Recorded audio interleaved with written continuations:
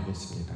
우리가 이 계명을 주께 받았나니 하나님을 사랑하는 자는 또한 그 형제를 사랑할지니라. 아멘.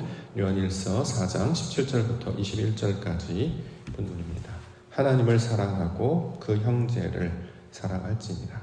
하나님을 사랑하고 그 형제를 사랑할지니라. 말씀의 제목입니다. 21절에 나와 있습니다.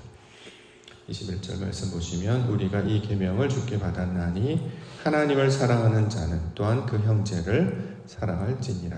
이렇게 기록하고 있습니다. 자, 하나님을 사랑하는 자는 또한 그 형제를 사랑해야 한다. 그 형제가 누구인가? 구약에서는 대표적으로 그 형제는 요셉을 가리키는 말이죠. 형제들 요셉을 미워했죠. 그래서 애굽에 팔려가기도 했습니다. 근데 나중에 보니까 그 요셉 때문에 그 형제들이 구원을 얻게 됩니다. 그래서 구약에 나타난 요셉은 앞으로 장차 오실 예수 그리스도의 모형, 그림자의 인물을 상징하고 있죠. 자, 신약에서 그러면 형제, 사랑해야 할 그 형제는 누구인가? 바로 예수님을 가리키는 말입니다. 자, 유대인들, 그 형제인데도 불구하고 예수님을 미워했죠. 그런데 예수님 때문에 모두가 구원을 얻게 되고 있습니다. 따라서 형제 사랑은 하나님께서 보내신 자를 가리키는 로 우리가 이해할 수 있습니다. 하나님을 사랑하느냐? 그러면 하나님이 보내신 자, 그 형제를 사랑할지니라. 이렇게 말씀하고 있고, 자, 이것이 하나님께서 보내신 사랑, 예수를 가리키고 있는 말입니다. 자, 그러면 모세를 통해서 하나님께서 계명을 주셨잖아요. 이걸 우리가 보통 십계명이라고 부르는데요. 십계명의 이유와 목적, 그 뜻과 의미가 무엇인지를 우리가 살펴볼 필요가 있습니다. 율법교사가 예수님께 대하여 영생에 대해서 물어봤습니다. 어떻게 해야 영생을 얻을 수 있겠는가?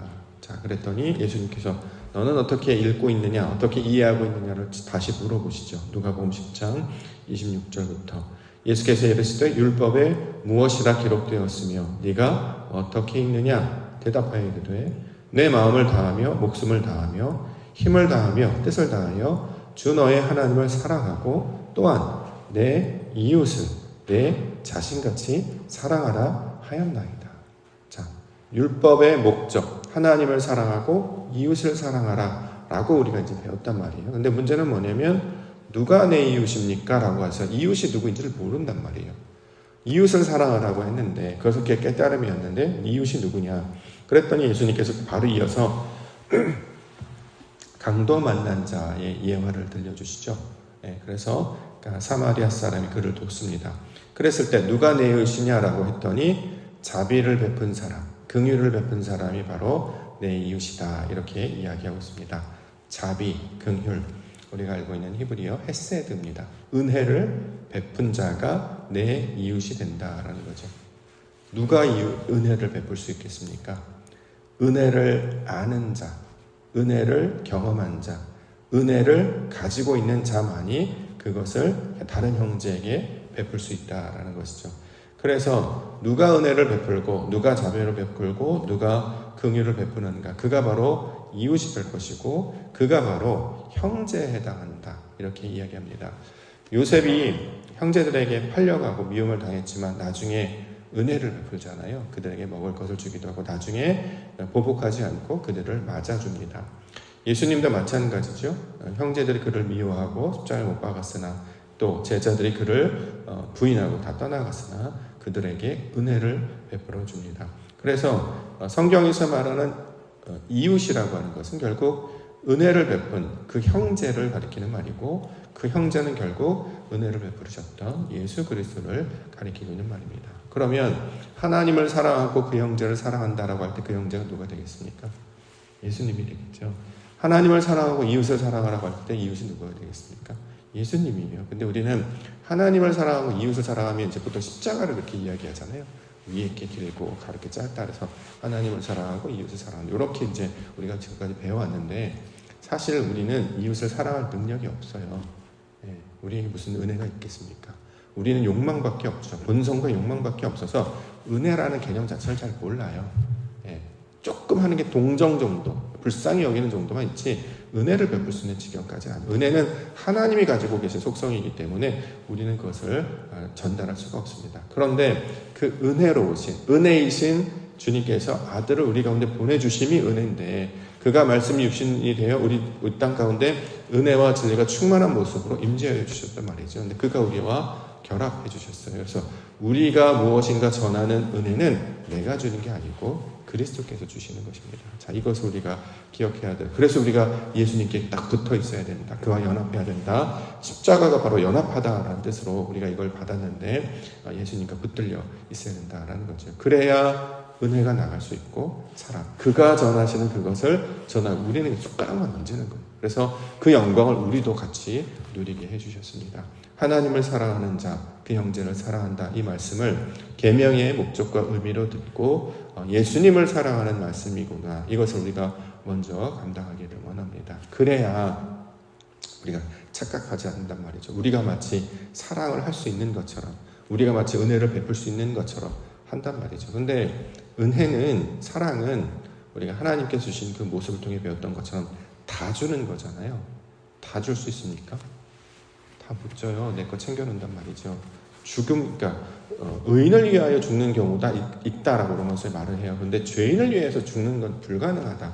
이건 하나님이 하실 수 있는 것이다. 세상에서 말하는 사랑, 은혜는 다 사람들의 관점에서 조금 요만큼 더 나아가는 것 뿐이지 완전히 차원이 전혀 다른 것입니다. 왜냐하면 온전한 은혜를 받으면 살아납니다. 생명이. 왜요? 그가 생명을 다 하셨기 때문에, 다 주었기 때문에 내가 살아나요. 그런데 우리는 살아날 정도까지 붙지 않는단 말이죠. 마중물을 부어서 펌프가 나올 때 한두 바가지 정도는 하지만 끝까지 4번, 5번, 아니 물이 나올 때까지 계속 펌프지는 우리는 못한단 말이죠. 한두 번은 할 수 있어요. 그런데 그 이상은 하지 못합니다. 왜요? 우리는 한계치가 있기 때문에. 근데 성경은 그 은혜 자체이시며 사랑이신 주님께서 우리 가운데 사랑을 알게 하셨고 그것을 통해 우리를 살려주셨다. 그러므로 우리가 사랑해야 될, 우리가 붙잡아야 할 대상은 바로 그가 보내신 자 그리스도 예수시다. 그에 붙들려 있을 때 우리가 비로소 생명이 되고 살아나게 될 것이다. 이렇게 말씀하고 있습니다. 이 말씀을 먼저 마음 가운데 새기며 기도 가운데 나아가는 기도의 시간 되기를 원합니다. 자, 17절 18절 보겠습니다. 17절 18절. 이로써 사랑이 우리에게 온전히 이루어진 것은 우리로 심판날에 담대함을 가지게 하려 함이니 주께서 그러하신 것 같이 우리도 이 세상에서 그러하니라. 사랑 안에 두려움이 없고 온전한 사랑이 두려움을 내쫓나니 두려움에는 형벌이 있습니다. 두려워하는 자는 사랑 안에서 온전히 이루지 못하였느니라. 사람이 태어나서 연약한 자일 수밖에 없는 이유, 그렇죠? 다른 어떤 짐승들은 그래도 자기를 보호할 수 있는 무기를 하나씩 갖고 있잖아요. 빠른 발, 발톱, 이빨, 날개, 보호막 또는 어떤 이런 것들 통해서 우리가 이제 잠언 같은 데 보면 도마뱀도 있고 승냥이도 있고 각지 저마다 개미들도 있고 저마다 자기들을 보호할 수 있는 무기 하나씩은 있단 말이죠. 근데 인간은 한 개도 없다는 거예요. 적신, 벌거벗은 상태로 나타난다는 거죠. 그래서 인간이 태어나면 가지게 되는 기본값, 기본 성향은 두려움입니다. 보호나 돌보심이 없다면 결국 살아갈 수가 없는 두려움, 그 다음에 불안, 근심, 걱정. 이게 인간으로 태어난 모든 인간들은 다 가지고 태어나고요. 죽기까지 이걸 계속 가지고 가죠. 두려워하지 않는 사람이 어디 있겠습니까? 불안하지 않은 사람이 어디 있겠습니까? 다 근심하고 걱정하고 염려하고 이걸 태어났을 때부터 죽을 때까지 계속 그러고 살아가게 된다라는 거죠. 자, 근데 이런 상황 가운데 살고 있는 우리를 구원하시기 위하여 독생자 아들을 이 세상 가운데 보내주셨습니다. 그래서 그가 우리를 안아주셨죠. 껴안아주셨죠. 왜냐? 오늘 본문에 보니까 두려움을 내쫓기 위하여. 우리가 가지고 있는 두려움, 무엇을 먹을까? 무엇을 마실까? 무엇을 입을까? 이런 두려움을 내쫓게 하기 위하여 주님께서 아들을 이 세상 가운데 보내주셨다. 그것이 바로 그리스도 예수시다라고 말씀하고 있습니다. 인터넷에 떠도는 영상 중에서 제가 가끔씩 보는 영상이 뭐냐면 이렇게 외국 아이인데 이제 학예회, 발표회가 있었어요. 유치원 같아요. 아이들 쭉 이렇게 서 있습니다.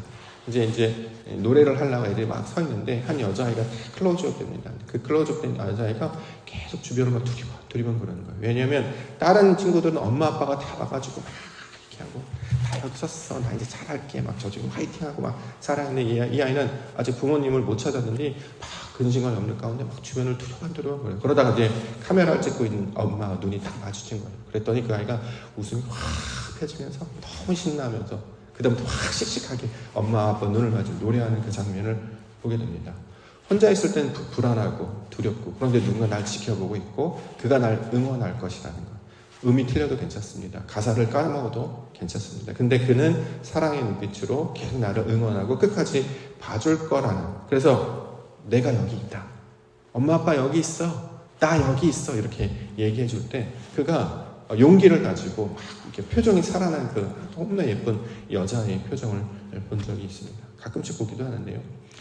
우리가 이렇게 살아간다는 거죠. 아무도 날 주목하지 않아요. 왜요? 기본값이 두려움이기 때문에. 잘 못할 것이기 때문에.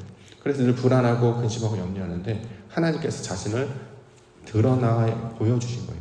자신을 그 형제를 통해서 내가 너와 함께 있다. 내가 너를 지켜볼 것이고 내가 너를 떠나지 않고 버리지 않을 것이다 라는 것을 알게 해주셨다는 거죠. 그래서 이것을 담대함을 가지게 한다. 두려움이 떠나가고 담대함을 가지려고 한다. 그래서 그 여자아이는 노래를 예쁘게 할까요? 아니요. 악을 쓰면서요. 야야야 뭐 맞든 틀리든 상관이 없는 거죠. 나는 신났으니까. 나는 지금 기분이 좋으니까 맞거나 틀리거나 상관이 없는 거죠. 자, 이것을 이야기합니다. 성경에서 말하는 심판은 형벌을 가지는 심판이 아니고 내 것이 끝나고 하나님 것이 들어오는 그것을 심판이라고 합니다. 우리가 잘못해서 처벌받는 개념으로 지금까지 배웠는데 그런 뜻이 아니었어요. 심판은 내 것이 끝나고 나의 옛 것이 끝나고 나의 불안함과 두려움 가득했던 옛 모습이 끝나고 하나님의 사랑으로 만나면 온전하게 된 그날을 가리키는 말입니다. 그러니까 두려움이 변하여 어떻게 해요? 담대함으로 바뀌게 되는 것이죠. 그래서 원래 우리는 이제 두려움 가운데 살아가게 돼서 이걸로 이제 형벌이라고 해요. 아직도 두려움 가운데 있는 자, 그 자체가 형벌이라는 거예요. 근심과 염려와 불안과 두려움 가운데 있는 이게 벌받은 자의 모습과 똑같기 때문에 이걸 형벌이라고 하고, 반대로 하나님의 사랑을 받게 되면 어떻게 되냐? 사랑 안에 두려움이 없다. 온전한 사랑이 두려움을 내쫓는다. 자, 이렇게 이야기하고 있는 것입니다. 그래서 우리가 하나님을 더욱 알아가기를 원하고 하나님을 더욱 사랑하기를 원합니다. 왜냐하면 하나님의 사랑을 겪게 되면 두려움이 떠나가기 때문에, 불안이 사라지기 때문에, 근심과 염려가 사라지기 때문입니다. 어저께 말씀드렸던 것처럼 하박국, 아이를 껴안아주면 두려움이 사라져요. 안아주면 괜찮아. 엄마가 있어. 덜 지켜줄게. 두려워하지 마. 염려하지 마. 아빠가 다 해줄게. 두려워하지 마. 이렇게 된다라는 것이죠. 그것이 구원이에요. 하나님께서 아들을 보내셔서 하나님이 우리와 함께 하신다는 것을 지켜 가르쳐 주시는 보는 것, 그것을 바로 구원이다라고 이야기하는 것이죠. 19절. 우리가 사랑하면 그가 먼저 우리를 사랑하셨습니다. 자, 하나님이 사랑이시기 때문에 우리는 사랑을 꼭 배워야 합니다. 사랑을 아는 척 할 때 너무나도 많은 실수들을 우리가 저지르게 되죠. 사랑이라는 이름 하에서 자행되는 폭력이 얼마나 많습니까? 강요, 방임, 얼마나 많은 영혼들이 거기에 쓰러지고 메마르고 심지어는 불이 꺼지기도 하죠. 자, 근데 다 뭐래요? 사랑해서 그런다는 거예요. 미워해서 그렇지 않아요. 미워하는 사람들은 아예 무관심하는 것이고, 대부분의 폭력과 강요와 방임이 어찌 이러냐? 사랑하기 때문에, 내가 널 사랑하기 때문이다. 근데 영혼이 지쳐요. 메말라요. 미치려고 해요. 그게 사랑입니까? 그건 이기적인 사랑이잖아요. 세상에서 말하는 사랑. 하나님께서 주시는 사랑은 자기를 버리는 거였어요. 아들을, 가장 소중한 아들을 보내셔서 죽게 하셨단 말이죠. 그를 살려고 자신이 죽는 것, 이게 사랑입니다. 남들이 뭐라고 하든, 우리는 남들이 뭐라고 하는 것 때문에 상대를 죽이잖아요. 그렇죠? 다른 사람들이 널 이상하게 생각해, 그러니까 너가 죽어야 돼, 이렇게 얘기한단 말이죠. 남들이 뭐라고 하는 게 뭐가 중요합니까? 내가 어떻게 생각하느냐가 중요하고 상대가 사랑하는 것이 중요하지. 근데 우리는 마치 사랑을 아는 것처럼, 받아본 것처럼 착각한단 말이죠. 그렇죠?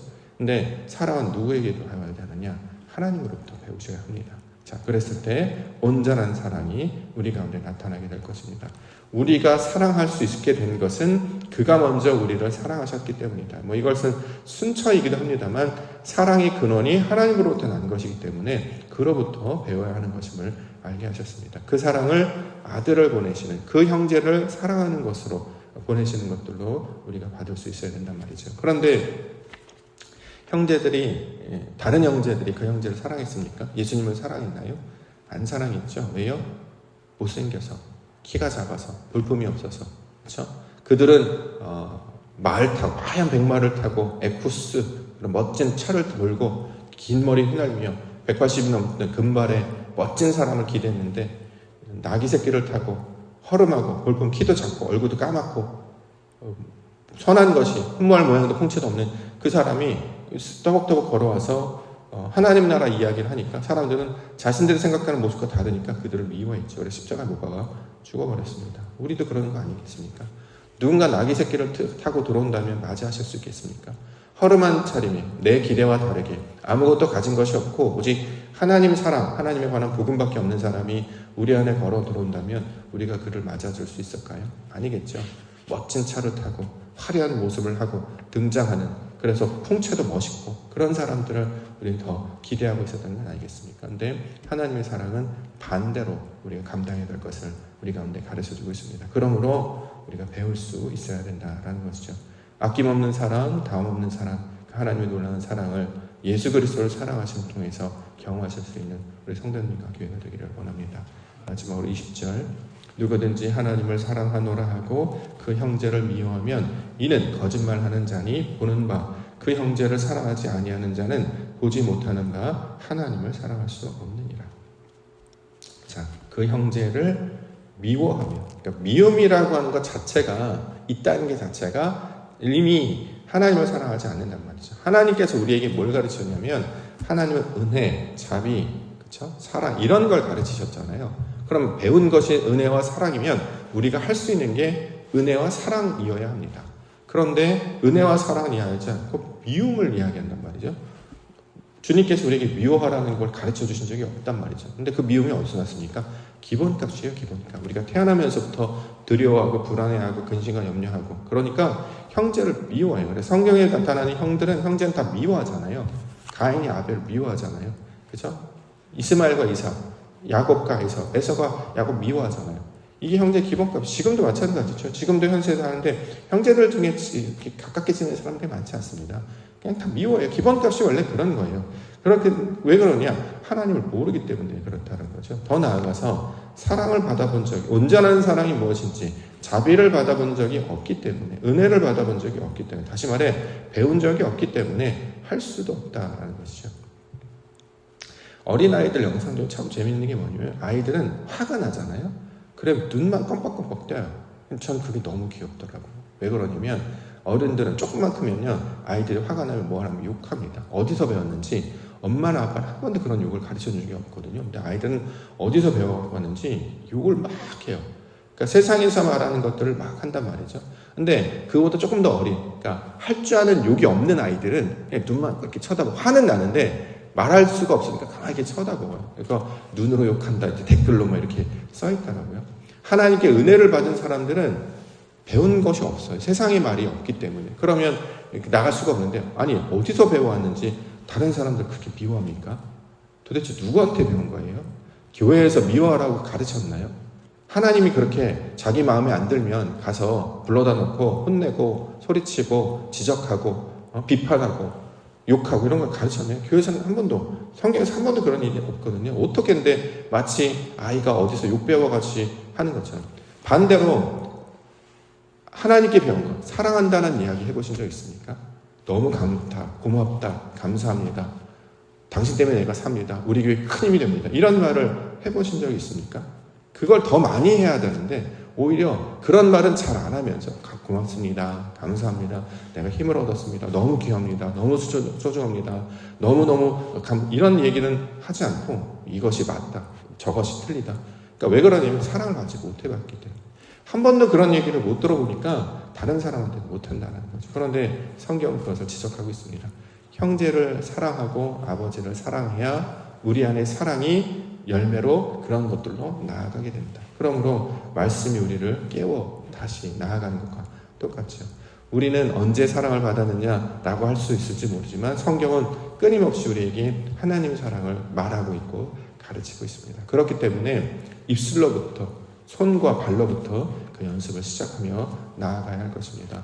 그리스도께서 우리를 구하셨다는 그 은혜를 우리가 고백하고 구원받았음을 확증하는 사람들은 욕이 아니라 말로 은혜를 끼치고 어떻게 하면 더 사랑할까? 어떻게 하면 내 것을 더 줄까? 어떻게 하면 그가 기뻐하고 살게 될 것인가? 이것을 우리가 진지하게 고민하고 다시 한번 새롭게 마음을 먹어야 할 것입니다.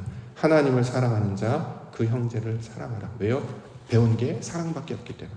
할 수 있는 게 사랑밖에 없기 때문에 그래서 사랑해야 하는 것입니다. 근데 사랑을 안 받아보니까 못 받아봤으니까 자꾸 다른 이들에게 그런 일을 한다는 거죠. 다시 주의 사랑으로 우리를 충만케 하여 주옵소서. 하나님을 사랑하게 하신 것처럼 우리도 다른 이들 사랑하게 하여 주옵소서. 이렇게 소망하며 기도 가운데 나아가시는 기도 시간 되시기를 주의 이름으로 이제 축원합니다. 기도했습니다.